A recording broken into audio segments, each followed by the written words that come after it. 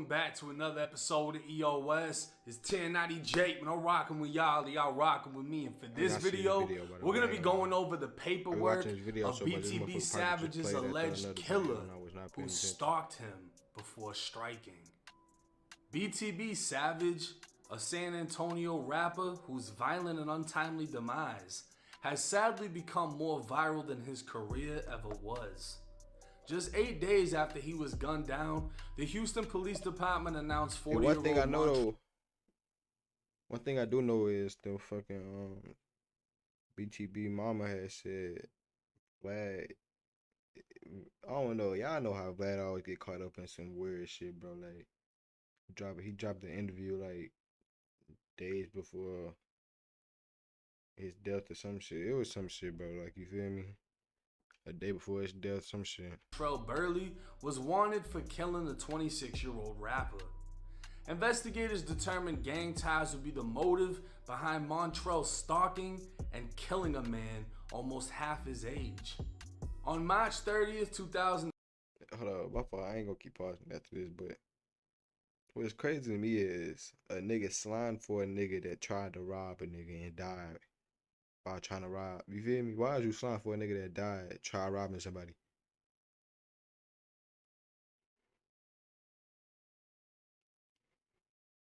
Make it make sense, gang. Why is you slying for somebody that died trying to rob somebody, gang?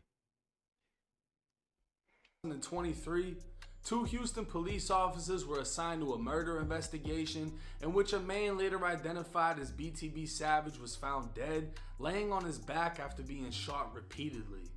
20 feet away was his bullet-riddled white Mercedes with the driver's door still open.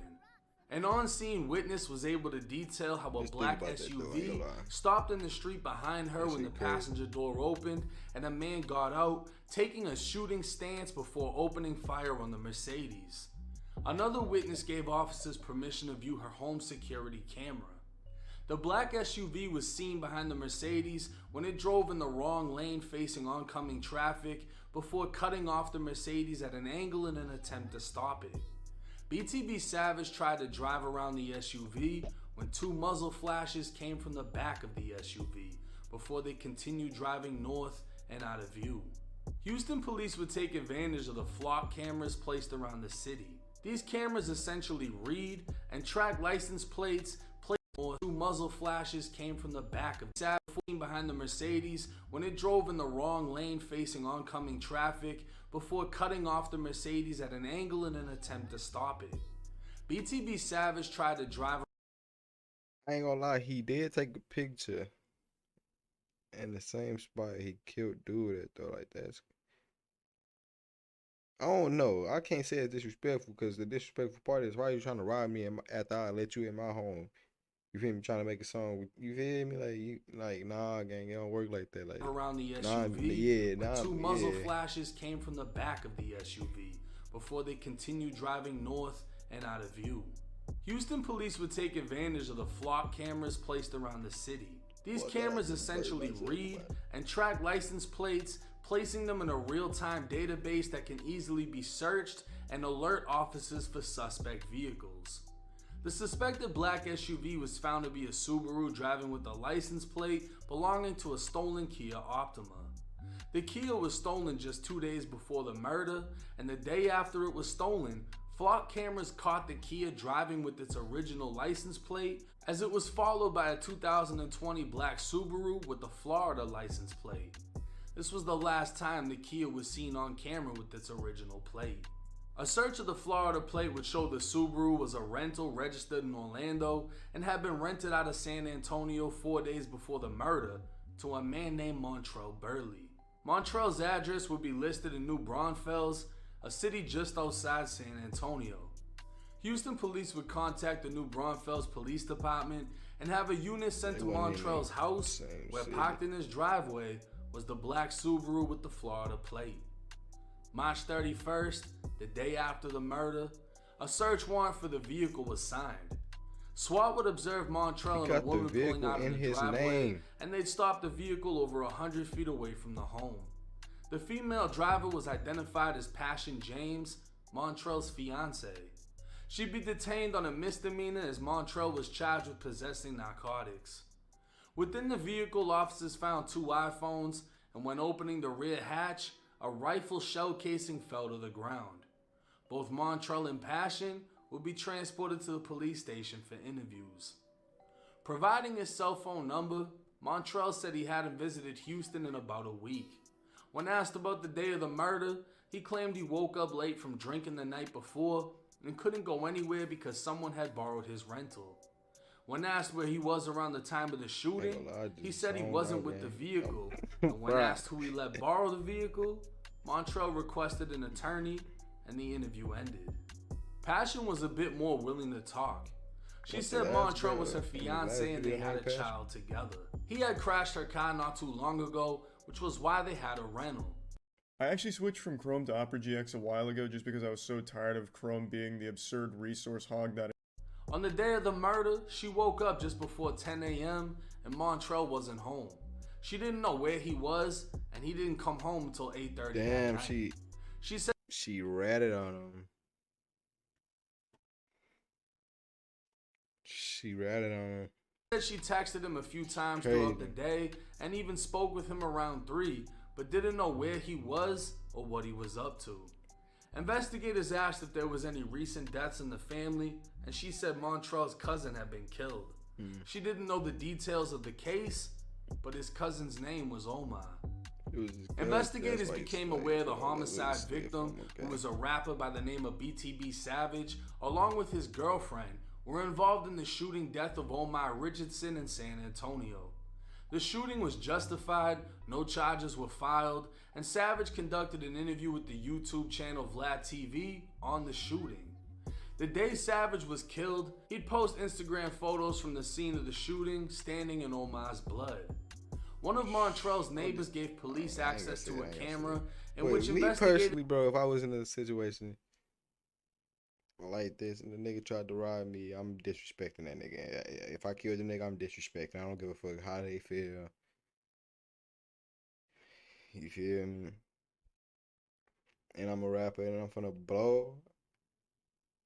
Man, he seemed like he already had bread and shit. I'm getting out of town. Shit, fuck that shit. You feel me? I don't even need no more features from you niggas right now. You feel me? Oh God, I got up out of that gang. I would have got up out of that. Hang on. Were able to observe the Pac Subaru. He did go to another city, 40 minutes away though. At night, and for roughly 20 minutes, this nigga just wanted him gone. The interior and exterior of the vehicle down with the towel. On April 3rd, investigators spoke with BTB Savage's mom, who told investigators after the shooting of Omar, he moved from San Antonio to Houston and was living out of an Airbnb. She said the day of the shooting, BTB was going to leave for Vegas, but what they didn't know was someone had already leaked BTB Savage's new address. Houston investigators working with San Antonio's police department learned Montrell Burley and Omar Richardson were original members of San Antonio's Sticks gang, which branched into the Bloodstone villains. It would turn out the two weren't blood related, but bounded by a gang affiliation, which is believed to be the motive for murder.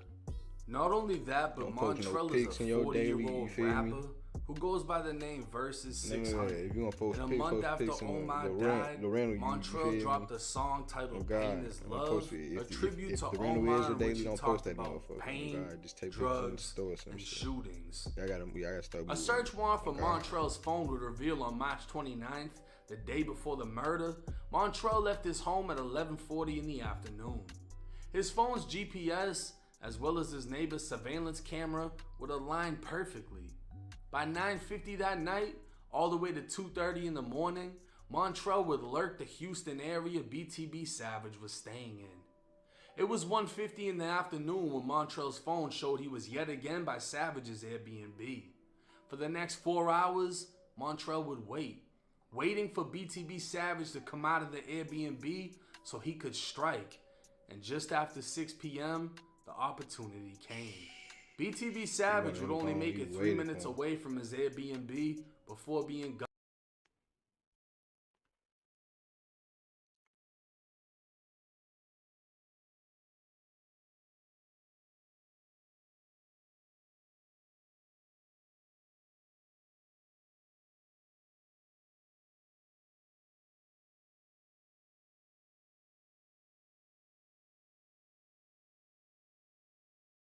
It's 28 altogether.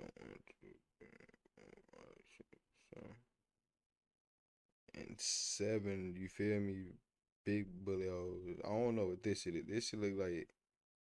It look like bully. I don't know. It look like bully hoes. It look like some little shit though. Or it just look like some. Like if it's a shotgun or some shit. You feel me? I don't know what he shot that boy with. And 5 minutes after the shooting, Montrell's cell phone GPS would show he was already on the highway, heading back to San Antonio, having completed his mission. With an overwhelming amount of evidence, such as using a rental under his own name to commit murder, leaving a spent shell casing in the rental, cell phone GPS, license plate readers, and surveillance video, Montrell Burley was charged with BTV Savage's. But this nigga is 40 years old, bro. Chat, hear me out, gang. Hear me out. I'm fried right now. I know I'm fried. Y'all probably fried, but hear me out, gang. We ain't misheard this. This nigga is 40. 40.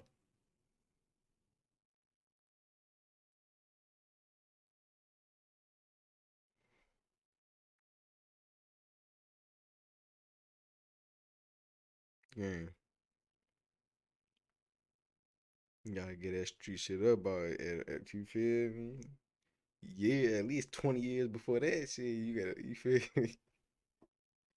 At least 10 shit, you supposed to be out the streets at least 10 years before 40, gang. This nigga 40 years old, gang, and just caught a body, gang. And probably finna get life or motherfucking, you feel me? Murder. And at this time, the second suspect is yet to be arrested, while Montrell currently has a $1 million bond. 1 mil.